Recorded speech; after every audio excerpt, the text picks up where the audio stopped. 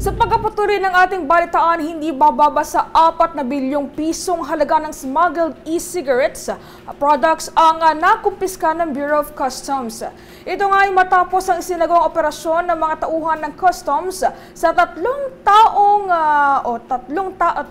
warehouse po yan mga kabom at Kester Nation na naglalaman ng naturang mga produkto.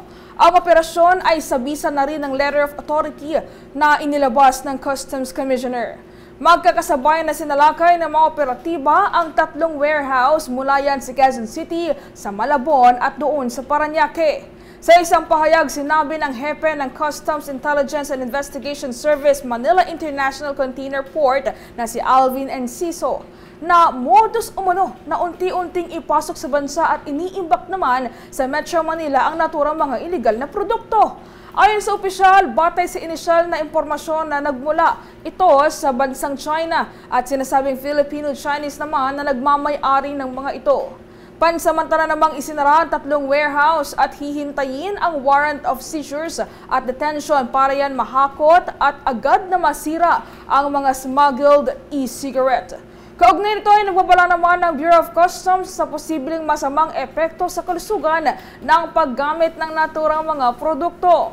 Bilyon-bilyon kasi ang nawawala na halaga ng duties and taxes na makakaapekto naman sa mga proyektong ng gobyerno. Inihanda na rin ang ahensya ang reklamong paglabag sa anti-smuggling law laban sa mga may-ari ng tatlong warehouse. Target naman ng Department of Trade and Industry na bumuo ng VAE certificate facilities na siyang susuri naman sa kalidad ng mga produktong e-cigarettes.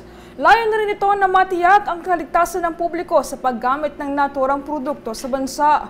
Sa isang pahayag, sinabi ni Trade Secretary Alfredo Pascual, ang inisyatibong ito ay sa kabila ng pagpasa ng vape law. Mga kabombat Kester Nation, dito ay susubukan ng lahat ng mga nasabing produkto kung ito ba ay pasok sa Philippine Standard bago tuluyang makapasok dito sa Pilipinas.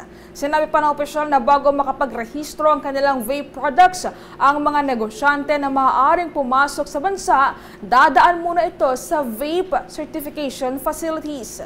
Iginit rin ni Pascual na ang Department of Trade and Industry ay patuloy na magpapatupad ng mahigpit na pagpapatupad yan ng mga patakaran sa mga vape stores upang mapigilan naman ang pagpasok ng hindi accredited na mga vape products dito sa Pilipinas.